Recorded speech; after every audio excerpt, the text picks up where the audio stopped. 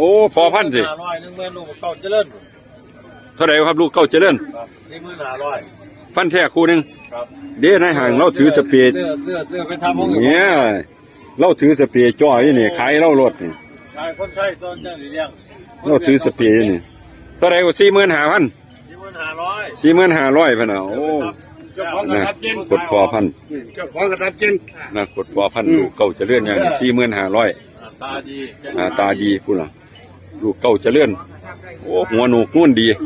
หน้าเขากว้างลูกไส้เก้าเจริญ45,000เล่ากับพ่นสีเหี่ยวเท่านั้นเนาะ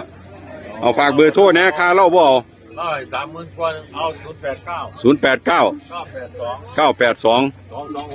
2264 ผู้ใดสนใจก็โทรสอบถามเบิ่ง ก็มี 45,000แม่พันธุ์ก็มีนะครับของพญายะจำนวนซ้ำสูงนะครับ45,000ลูกไส้เก่าเจะเลื่อนแล้วว่าต่อร่องเอาโชคๆกันหมานเด้อครับเด้อลูกไส้เก่าเจะเลื่อน